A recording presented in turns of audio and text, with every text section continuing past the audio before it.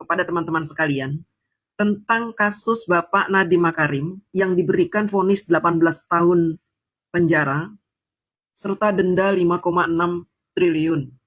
Yang menurut saya hukuman ini adalah hukuman yang paling sadis yang pernah saya dengarkan dari sebuah negeri di atas muka bumi ini.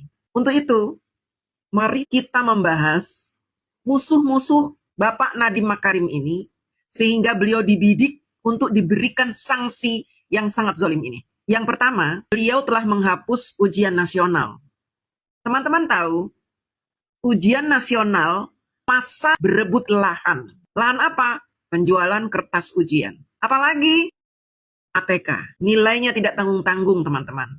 Setiap ujian nasional, pebisnis-pebisnis ini meraup keuntungan miliaran. Miliaran, teman-teman. Dan ketika ujian nasional dihapuskan, mereka gigit jari. Mereka kesal pada Bapak Nadiem Makarim.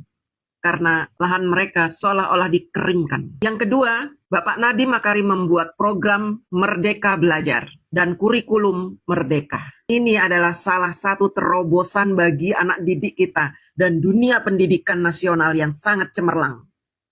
Bagi orang-orang yang ininya jalan.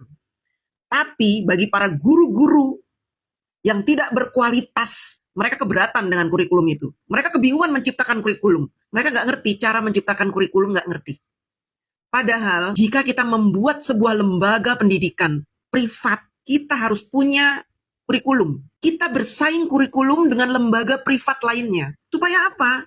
Supaya kita bisa mencetak anak didik yang berkualitas dengan kurikulum yang kita ciptakan. Tetapi sayangnya, di negara kita ketika diterapkan sistem kurikulum merdeka, belajar merdeka, mereka kebingungan.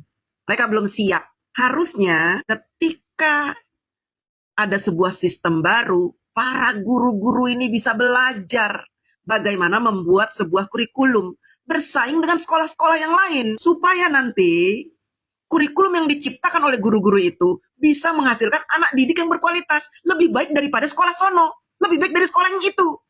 Bersaing. Tapi memang dasarnya mereka ini maunya enak-enakan.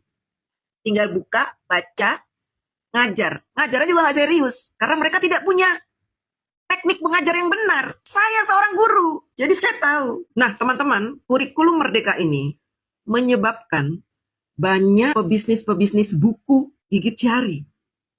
Karena otomatis buku-buku mereka menjadi tidak laku. Sehingga penghasilan mereka yang miliaran setiap tahunnya hilang diterpa angin karena ada kurikulum merdeka ini. Bagi sekolah yang memiliki guru-guru yang hebat, yang bisa menciptakan kurikulum, maka tentu mereka tetap bisa mengajar. Murid-murid tetap bisa belajar. Karena apa? Ada kurikulum baru yang diciptakan oleh guru-guru profesional mereka. Tetapi bagi sekolah yang memiliki guru-guru yang blow on, maka mereka mandek. Kemandekan ini menyebabkan kualitas anak didik mereka pun menurun. Lalu yang disalahkan siapa? Pak Nadiem. Karena dianggap menciptakan sesuatu yang terlalu tinggi, yang belum bisa di